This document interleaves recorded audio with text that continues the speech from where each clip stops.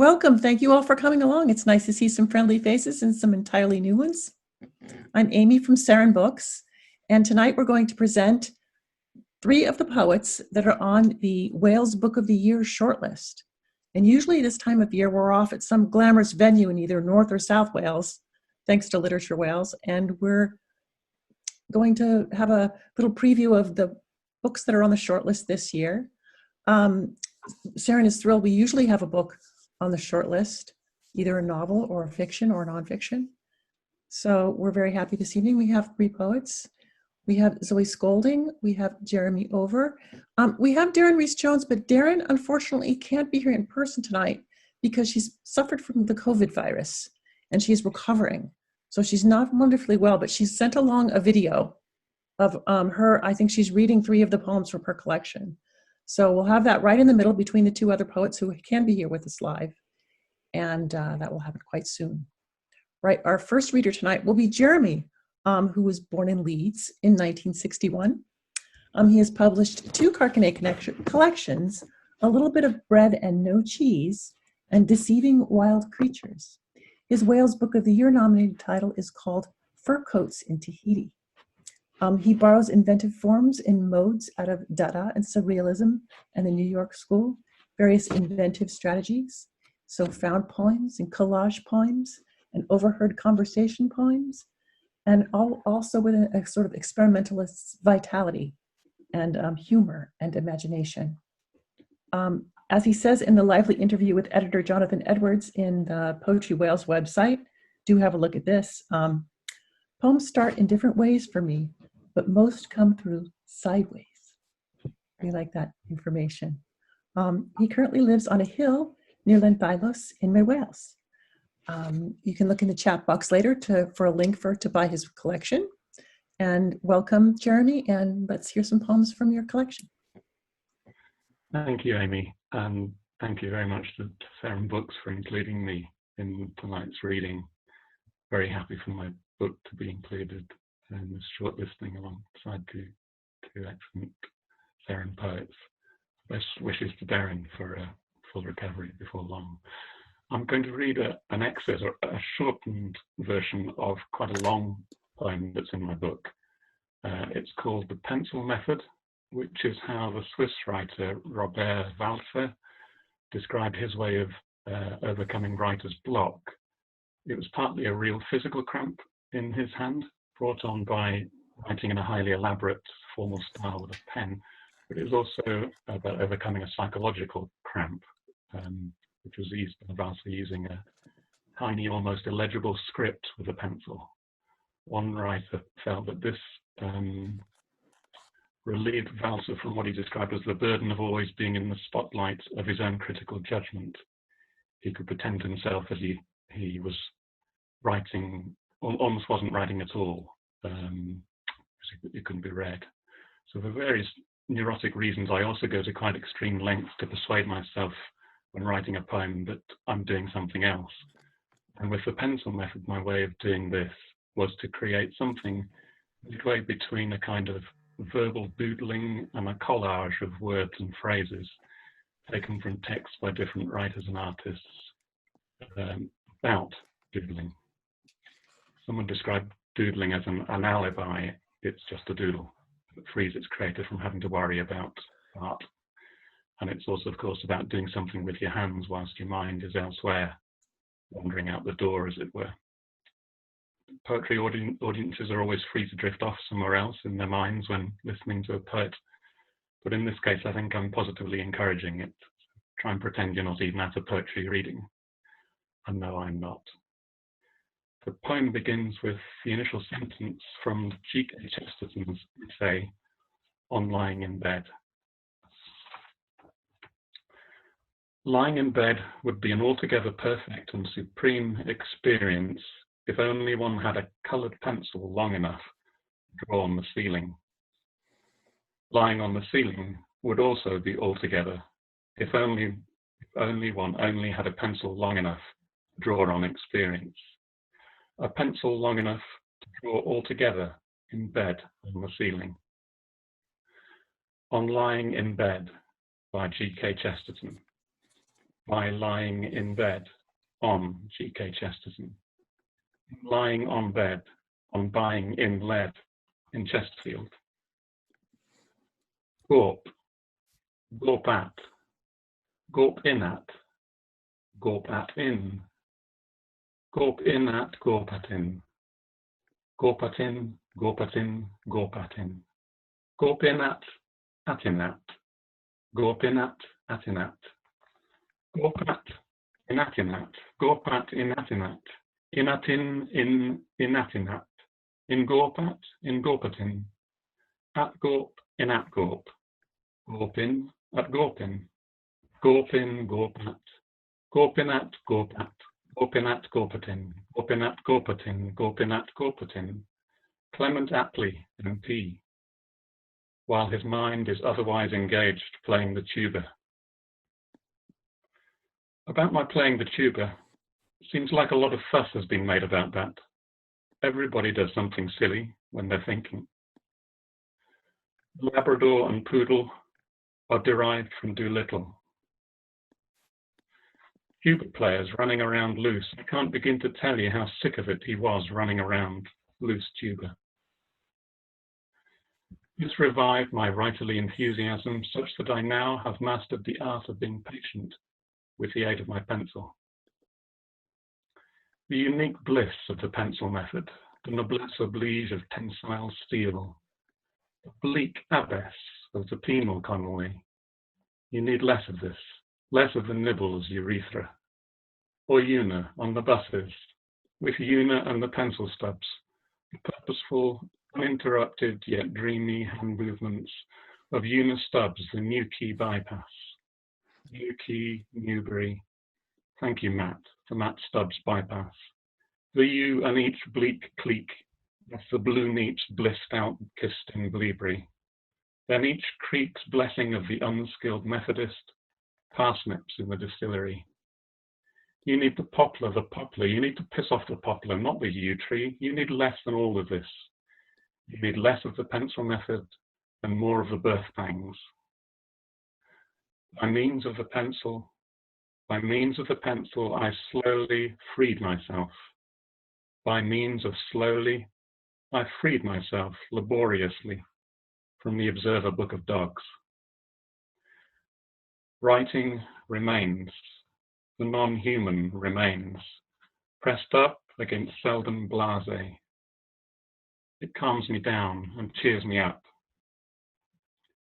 For some, it's a tree trunk, it's a straining to assert a tree trunk, it's a tree trunk, it's a tree trunk, it's a long trudge to Spain, glued together to ecstasy. What is a tree trunk? It's a brass rubbing from a double-decker bus for a dozen or more 10 years glued together to children, adding this reservoir, she blew sheets upon this reservoir. She blew sheets upon fresh marks over old associations, these bears, the title the books turn into. Fresh marks over old, these bears, the title, rambles, bemused, be grasped.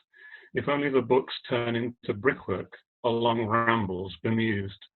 But such dripping pens on a rail journey in the doldrums, but such indeed apprentice clerk, rambles, bemused, proves the pen and potato method. Hallelujah, Mesopotamia. The need he seems to need to carry telescopes. Once wriggling free, I learned again like a little boy, bilingualism. Entangled plant life, which is nowadays the source of the scratching, and another need to uncles, aunts, cousins, or the ends of logs. The state of kelp helps to staple the hem. Dark and fearsome in their glaring anatomies, paced and loose first rode through the revelation of an album of children, adding loves, making stamping letters. My body is content, Berbera, August, content, wooden outhouse, an ascetic cell. What influences, rules on white paper, a box, many of these.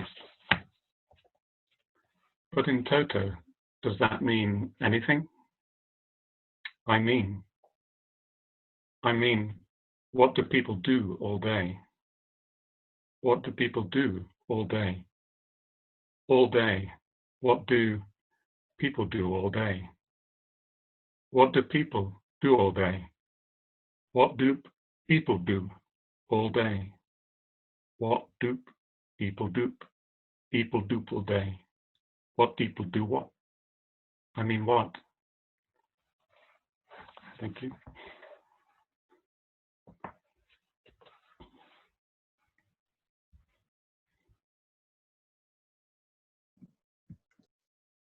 Thank you, Jeremy. Is that your only poem? Do you have another poem for us? It was, but did I go under? I've been warned to be so short. That was very good. Very interesting. I can do an encore. One short one? Short one. Ish, Yeah. yeah.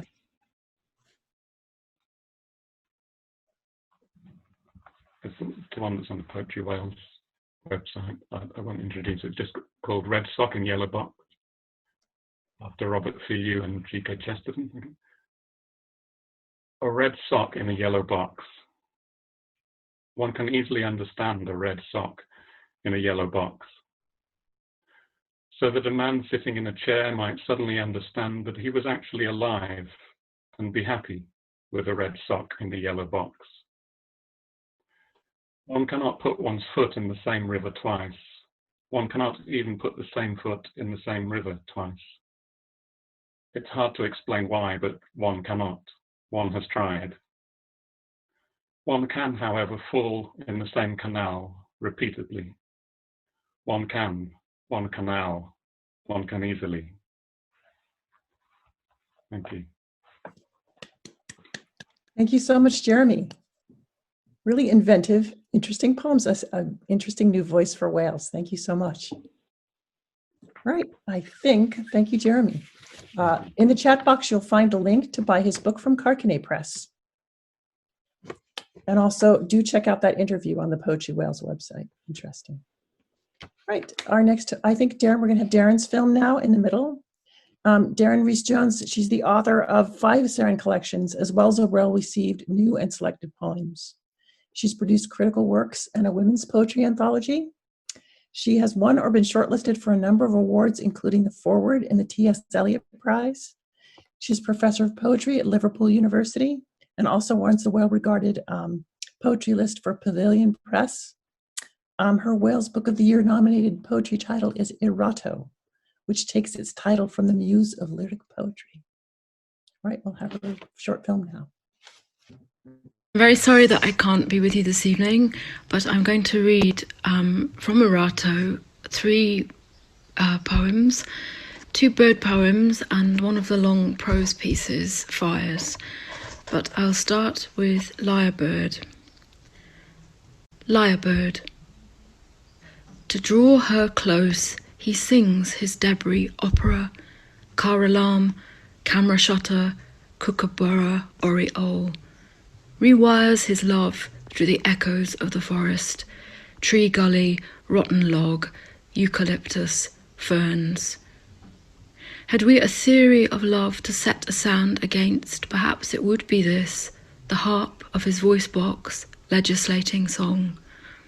Here are frequencies and sound bites gleaned from his elders, riflebird, jeep roar, shrike thrush, silvereye.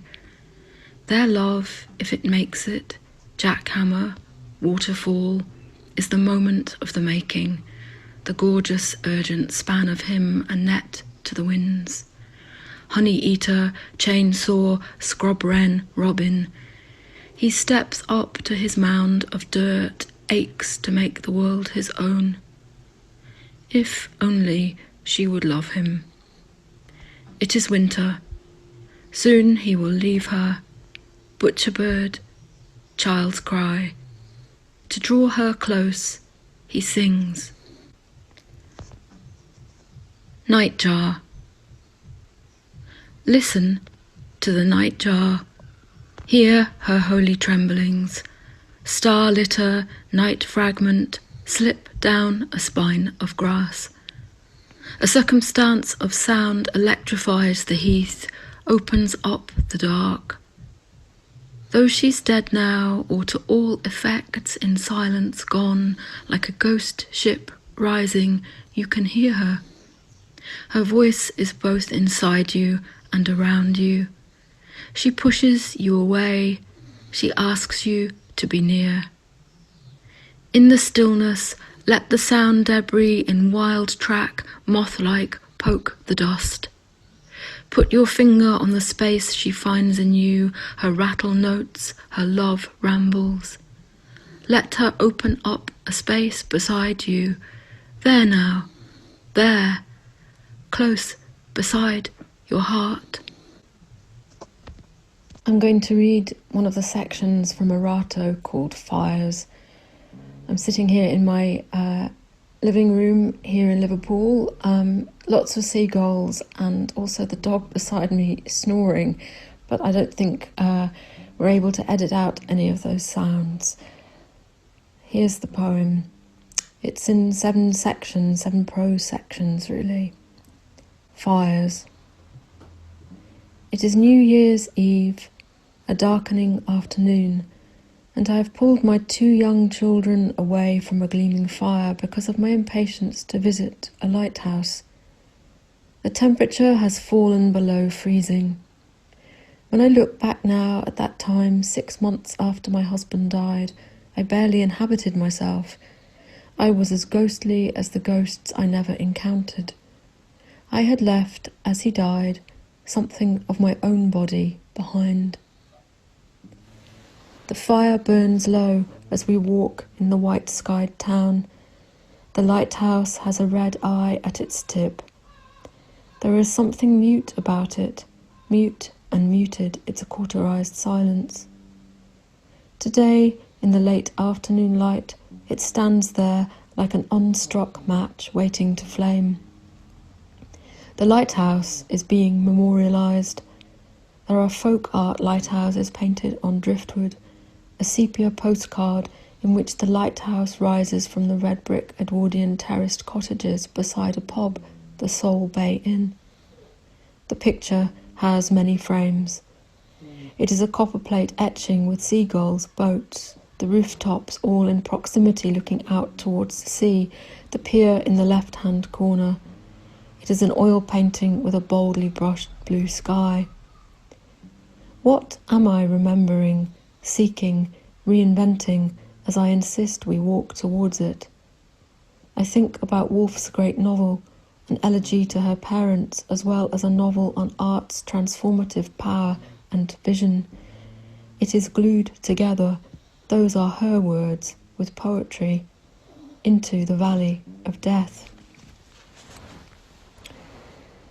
It is years later, and, like a haunting that only the future can apprehend, I return again and again to the image in the interpretation of dreams, of the father who wakes to the sight of his child aflame. In his dream, the child has called to him, "Father, can't you see I'm burning?" But long hours before, the child has already died, and the father, too exhausted, too much in pain to stay awake alongside the corpse of his young offspring, sleeps in the next room, no longer watching over him. What happens if we figure the lyric through this trauma, this movement in time between the workings of our unconscious imagination, our connection with the moment of perception being alive and real? To whom does the child who is already dead speak, and who speaks through the child? What is the stillness? What are the woundings of this dream song to which we wake? Like the after effects of trauma, the fires keep returning, reigniting. I chance upon a late unfinished poem by Elizabeth Bishop which recalls an incident in her infancy as she watched the nearby town of Salem being consumed by flames. A Drunkard is a poem full of repetitions, verbal doublings, clearly clearly. Reprimand, reprimand. A particular tick in Bishop's work which appears to occur at moments when the nagging thoughts that cannot quite be understood poke through. It is a traumatic repetition, a sort of musical signalling of what Christopher Bolas calls the unthought known. The draft is full of typos and mistakes, and Bishop slowly becomes aware in her poem that things are going wrong. Performance of drunkenness or literal drunkenness? Mistypings and misspellings. The poem starts to question the authenticity of narrativizing and interpreting trauma, and it fails. Its interpretation, in fact, is too linear. In its narration, it fails, as Freud might put it, to over-interpret itself. The music that might make it a poem does not happen because it is, in fact, burnt out. Intoxicated by its own thirst, it can never quench itself. Its analysis of itself instead becomes lost in the monotony of its repetition. As I think about Woolf and Bishop, two writers whose mother's absence played such a part in their lives, a story I heard on the radio rises from the back of my mind. A woman who had fostered children for over 30 years tells of a boy who lived with her. One day he set fire to a chair in her hall. His usual response to his unbearable pain is to self-harm. At some level, in creating this fire, she tells us with relief, he had chosen not to harm himself. And so they arranged the building of future fires, poems, safely out of sight amongst the trees, far away from the house. In her study of mourning and melancholia, Black Sun, Julia Kristeva points to a dynamic which operates in the writings of the French novelist Marguerite Duras, which she identifies as moving between an aesthetics of awkwardness, l'esthétique de la maladresse, on the one hand, and a non-cathartic literature on the other. Unfortunately for Kristeva, Duras' writing fails because it offers nothing artistic in response to the pathological states in which it originates, only unerotic ravishment and undiluted expression of suffering. It does not analyse itself by seeking courses in the music that lies under the words, but looks instead to a confrontation with the silence of horror in oneself and in the world. Concentrated and erotic, or something, unbeautiful, or something, in the spaces between. Born in 1914, the same year Bishop stood at her mother's knee watching the Salem flames, Dylan Thomas writes in his short story The Burning Child of incest, rape, a baby on the hillside surrendered to the flames. He was 22. Years later, in 1945, he writes of fire green as grass as he elegizes his childhood. I think about my own brother, stillborn, in a city still marked by the bombed-out landscape of the post-war years. Buried in an unmarked grave, the baby has never for a moment left my side. Lines drift back. After the first death, Thomas writes elsewhere, there is no other.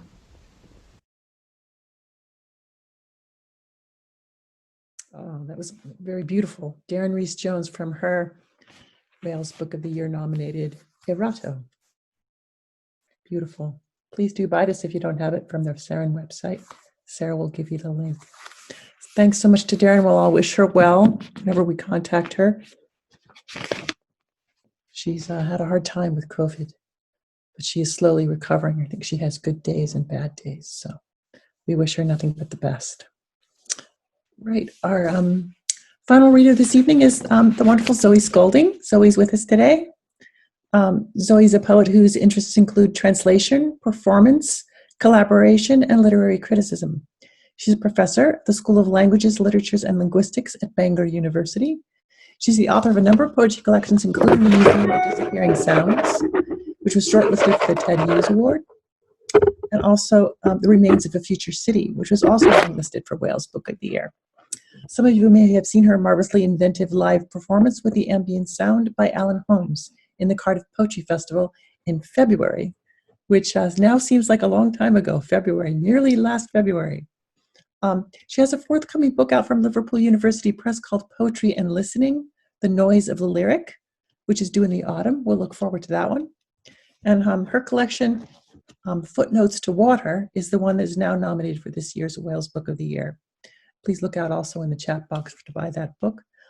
Thank you very much for coming, Zoe, and let's hear your poems. Thank you, and thanks very much for organising this. And as it's a slightly odd situation here, I'd like to say how much I've enjoyed the last two readings. So yeah, thanks very much to Jeremy and Deryn. Really great to hear their work. Okay, so I'm going to read from Footnotes to Water. And the book is organised around three walks, one of them along the Avon Adda, the river in Bangor that's been culverted for many years. And I'm going to read part of the quite long opening poem, just a little bit of that it kind of introduces this river as a trace through the city. Other. A river behind itself, this long S disappearing serifed into mud, or the torn edges of a map, is Other or Adam after Kai Mab Other. Never an origin, only a dried up rib of a river, a trickle of threats suppressed, escaping the level I, where sea runs to horizons, innocent as water, as an adder stamped underground, with only the faintest hiss. River subtracted from its own presence, a river run aground, secretly working as all rivers, the double edge of every beginning, blacked out in concrete pipes. Where flood is defenseless, where water levels the difference. Digging the foundations, it's as though no one remembers the water. The ground is full of it, pumped out only to rise up through the mud, alive.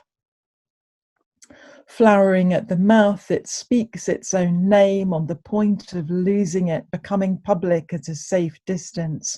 Our mouths flower in a name becoming distant to us. What's vibrating underground, echoed in metal lids as the town dips towards what it's forgotten. What's still there on the tip of the tongue, a rush of kingcup campion bramble. In its stutter is what it's saying is. Okay, so as well as thinking about the river, walking the river, which you can't see at all in the city of Bangor, apart from, well, you can see it. You can see the manhole covers along the route, and you can sometimes hear it, but you can't see it. So it was a way of exploring the city, thinking about what you do see if you can't see this river, but also thinking about its past. And so so why was this river covered over in the first place? And it had to do with a lot of ideas about hygiene, urban hygiene in the 19th century. And I was really interested to find material in Bangor University archives, letters from Florence Nightingale, where she wrote to the MP from Bangor, William Rathbone, about the Bangor typhoid epidemic in 1882. So I was thinking about that, writing about that in the course of putting this book together. So as we're in a time of sort of thinking about illness, I thought I would read that one And so it happened at quite an interesting moment. Florence Nightingale hadn't quite embraced germ theory at the point that she wrote, and so people were thinking about illness being passed through damp air, and the other was kind of pointed to as a culprit. And so you see now, how we're thinking about, how do diseases pass? And there are all sorts of sort of theories and ideas about the one that we're dealing with at the moment, and that is a sort of perennial problem, I suppose. Okay, well, I'll read this one. Miasma. Look very carefully at all the house closets and pipes, and also to the street drains, and whether the subsoil is dry and clean. This Bangor typhoid is so disastrous a thing. Florence Nightingale, letter to William Rathbone, MP, 1882. The city sang the air the song was, or its air sang us. We aired the song, and sickness came out of the water like mist or muffled voices rising from the marsh at night. We never asked who made the shape of the air or who owned it, or why this place and not another. But we didn't trust the fog, and the sickness unfolded in the air, a rumour in the stench of fetid water, and the river's hushed breath crept in the unaired, unsunned room, both body and murderer.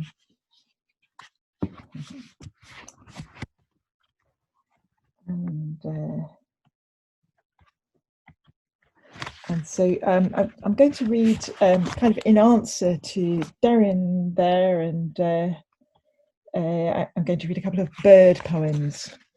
So thinking about this river passing through, I suppose I've been aware of all the lives going on around it.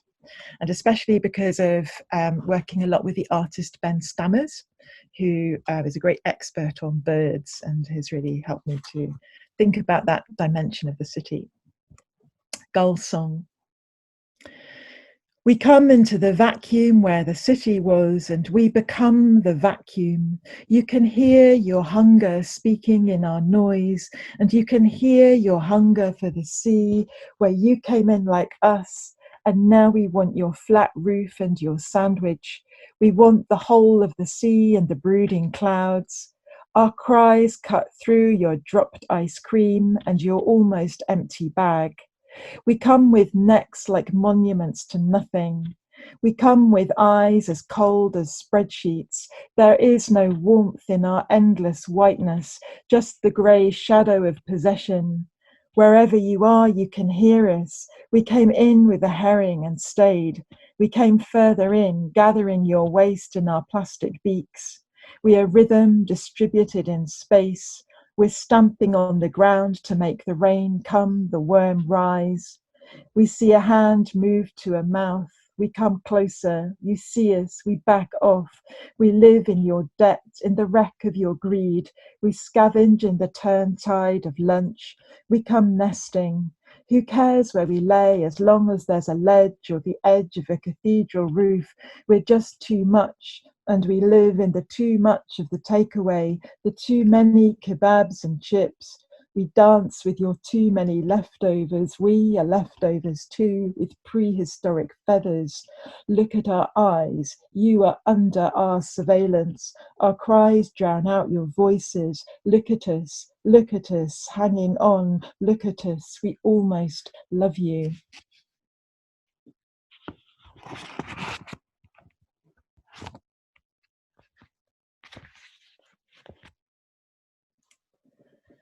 And here's another one, which is well, it's incidentally about birds. It's really about bluebells, and it's after a poem by R. Williams Parry, so a poet of Bangor. So it's a kind of translation of Clachair Gog, or a version of it. Hyacinthioides non scripta. They come with the cuckoo and go when she's gone, paint the town blue and stun it with wild scent. Say hello and wave goodbye under the trees unscripted, a blue noise flowering in the cuckoo. Silent bells arrive in the air, the grass deeper than it was before, undocumented feathers ringing blue. Honeysuckle weight of a summer night. Hello, the nightingales are way off course in a blue song wavering goodbye. The city migrates, rowing into the sound of untranslated waves and a blue, excitable wind. Okay. So to finish off, I will read a little from a sequence called Heft, which is to do with the movements of sheep around the uplands, and also came out of a collaboration, this time with the artist Miranda Weil. And so she had a project where she crawled over the mountains with GoPro cameras attached to her, sort of disguised as a sheep, to get a sheep's eye view of the mountains. And so what I wrote was in parallel with that. So more to do with a kind of textual wandering and browsing. I didn't actually do any crawling myself, I must admit. But yeah, a lot of wandering around in the history of kind of sheep literature. So there are a few few things I discovered in the process. A bit of a reference to Dolly Parton, and found out an interesting fact writing this, which is that if you show photos of different celebrities to sheep, apparently they can distinguish between them, but it probably doesn't work the other way around. So I'll finish with this. Heft. In the hoof comes the heft or the drift of it, a slow word inching by teeth marks over the hill, a lifetime finding the good grass, the shelter. What wandering did we learn from the voice that pulls us back, all we like sheep? In the heft comes the weight of it, pulling the wool over ownership. I know my own, and my own know nothing but this pattern repeated, land knitted into bleating graphs of profit and loss. In the drift is the learnt map of Carnarvon, meaning what you know is moving in the same circles, and what you know is ownership eating the life out of the slow hill, the pattern repeating, and the word for it. How does the sheep know where to go? Molecular frisking in clouded sun, all the tuneless organs, the shepherd's pipe singing an embryo music, machine of sheep and human fleeced and plugged in, the eye's memory remaking itself in darkness out in the mountain rain, browsing image after image in chomped grass. It's no longer certain who I'm following or who follows me in the huddled mass, where I belong in that I'm coming after the others and before and alongside, in the press of one body against another, not forgetting the rasp of a bleat, asking, where are we going? The same unanswered question. People think I could make another Dolly, but they don't understand that they would never be another sheep like her. A copy of copies imprinted. I wanted so much to grow wild, branching out into contradictory time zones where the hills were dead.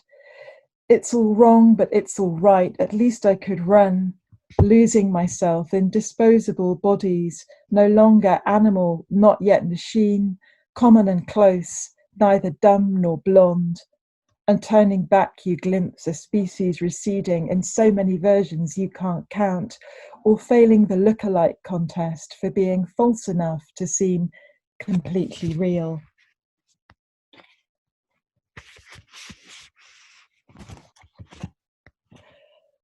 Okay, very last one. Here we come, flocking, divide, undivided, as fluffy atoms massing where a thought becomes contraction of muscle, hoof prints in wet grass as we come through cloud, glimpsed through heather in sheep's clothing where the wolves have gone. This hock or paston could be mine or hers or his or theirs or anyone. The sky held up by multiple blue screens tipped at an angle where only the lost you wanders sheepishly or trots full pelt into the sodden landscape, watched by a hollow socket shrinking to a speck or a tangle of wool caught on the wire. Okay, thank you very much. Thank you. Yes, hello. Thank you very much, Zoe. I find those poems enthralling. It's wonderful to hear them out loud. Thank you so much for coming. And thank you, everybody, for coming for this, to hear the shortlisted poets. We shall know our winner on Friday at 6 p.m. Listen up on Radio Wales. Thank you to Literature Wales. Thank you to Poetry Wales. Thank you to the poets, Jeremy and Zoe this evening, and to Deryn at home. Great to see so many great faces. Take care of yourselves in lockdown. I will remind everybody, Shakespeare wrote, I believe, King Lear, and also all of his sonnets in similar lockdowns. So you have a very high standard to live up to. But if you can just get through the day with your sanity intact, you're doing well. Thanks, everyone. See you again soon sometime. Thank you very much, everyone. Thank you to our readers. Goodbye. Thanks, Sarah. Bye, everyone.